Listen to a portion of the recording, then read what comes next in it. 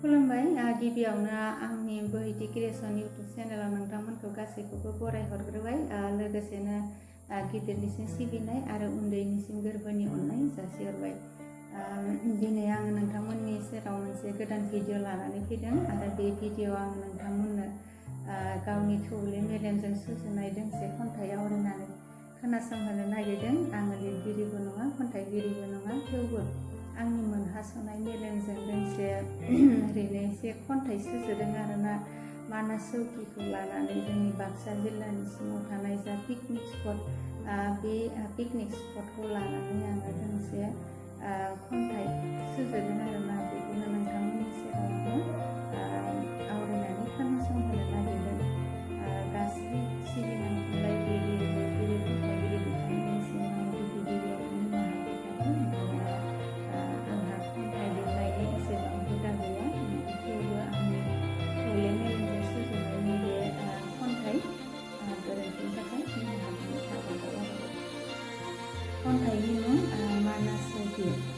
बाख्नायथाव सोरजि मिथिंगानि रानि, सुबुंनि लावखार ओंखाम जाफिनो नोंनि मानास चौकि। बाख्नायथाव सोरजि मिथिंगानि रानि, सुबुंनि लावखार ओंखाम जाफिनो नोंनि मानास चौकि। हाग्रा बंग्रा बिफां लाइफांजों बुंफबनाय, दाउमा दाउसानि मिलौदो देंखोजों गोमसारनाय, फाग्ला दैमानि स्राय स्राय बोहैनाय, जिरि जिरि दैमा दैसानि रिं रिं सेरजा दामनाय, बेसे सुदेम बेसे गोजोननाय, बिफाव देंखो मा खोथा। बाख्नायथाव सोरजि मिथिंगानि रानि, सुबुंनि लावखार ओंखाम जाफिनो नोंनि मानास चौकि। दैज्लां बोथोराव देलायफबो नों गोथां दखनाजों, बायदि गाबनि बिबारजों गोजा गोमो गाबखौगानो, खाफालाव फोथा थुनानै देंखोखौ मोनहोनो नागिरो, आखाइ थाइखोना बेंखन बयजोंबो खालामो। दावबायारिफोरा थैज्लां मोसानाय नोंनि बिखायाव बेरखांनो थांगासिनो, जिरि जिरि बोहैनाय रोखा गाबनि दखना गाननानै जेरबासिम नोंनि देवबायाव नागिरहैनो थांनानै थाङो। जिब जुनारा गोबां जानानै गाबस्राव बायो, दाउसिन दाउलायाबो दुलुर जायो, बेरे सिखिरियाबो ब्रुं ब्रुं मेथाइ खनो। बाख्नायथाव सोरजि मिथिंगानि रानि, नङा नोंनि मानास चौकि।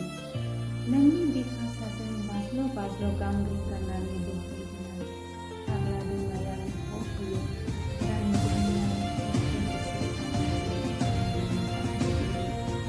रायजोनि नोंनि हाथाव बायदि हारि माहारिया रायजो जाबाय थानो गियो, गैया एना एनि हारिमु गैया फारागथि धोरोम, खैफोदनि समाव हेफाजाब होलायनाय, नेवसिनायजों जुजिलायनाय, खाना दुखुखौ सुफुंनो दोनदोंदि गोरोबलायनायनि राहाफोरखौ। बाख्नायथाव सोरजि मिथिंगानि रानि, सुबुंनि लावखार ओंखाम जाफिनो नोंनि मानास चौकि। खन्थाइया बेखिनियावनो जोब्बाय। आरो बे खन्थाइनि गेजेरजों आङो नोंथांमोननो जोंनि बाक्सा जिल्लानि सिङाव थानाय मानास चौकि पिकनिक स्पट होननानै बुङो, बेनि सोमोन्दै एबा बेखौ बिथा खालामनानै लिरनाय बे खन्थाइखौ फरायनानै नोंथांमोननो खोनासंहोबाय।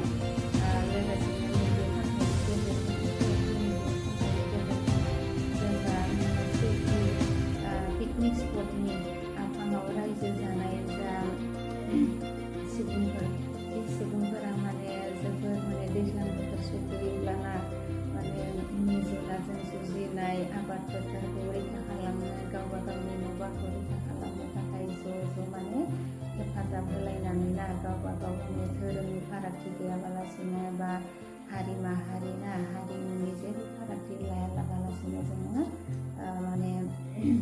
जुनारफोरा जोंनि न' बां जेनेबा आरोना फैयोब्ला बेबायदि जमा जमायै हेफाजाब होलायनानै रैखाथि होलायलायो आरोना। गासैबो मिथिखागौ नङा होमबा, आथिखालाव गोबां सुबुं अनजिमा बांनायनि जाहोनाव जोंहा हाग्रानि मैदेरफोरा न' जानाय आदार नागिरनानै फैयो। बिसोरनिफ्राय जोङो रैखाथि मोननो थाखाय जोङो गासैबो ज' ज'यै रैखाथि एबा हेफाजाब होलायो आरोना। बेखौबो खन्थाइनि गेजेरजों फोरमायनाय जाबाय, गोरोन्थि दासान नङा होमबा। थिग बेबायदिनो सोरबाफोर जुदि जोंनि नैबे मानास चौकियाव फैफेराखैब्ला फैबानो जाबाय, बेवहाय नायफैबानो जाबाय। बेसे समायना सोरगो बायदि आरोना, अरायबो सुदेम बार बारबाय थायो। दैज्लां मेसें बा गोलोम बोथोरफोरावबो माने जोबोद दुंखावनाय, थेवबो नाथाय जोंनि नैबे चौकियाव जुदि फैयोब्ला नोंथांमोनाबो जोबोद गोजोननाय मोनगोन आरोना। बेखौनो नैबे खन्थाइनि गेजेरजों फोरमायनाय जाबाय आङो। बिनि उनावहाय आङो नैबे भिडिअखौ फोजोबनायनि सिगांनो नोंथांमोननिसिम मोनसे आर'ज आरोना, जेनेबा आंनि चेनेलखौ नायनो गोसोब्ला आरोना, नायनो थाखाय नोंथांमोना बोहैथि क्रिएसन इउटुब चेनेल ना, बेखौ साबस्क्राइब खालामबानो जाबाय। लोगोसेनो गासैनिसिमबो आंनि इउटुब चेनेल नायगिरि नोंथांमोननो गोरबोनि सिबिनाय आरो अननायखौ जासिहरनानै दिनैनि भिडिअखौ आं बेखिनियावनो फोजोबनाय जाबाय। गोजोन्थों, खुलुमबाय।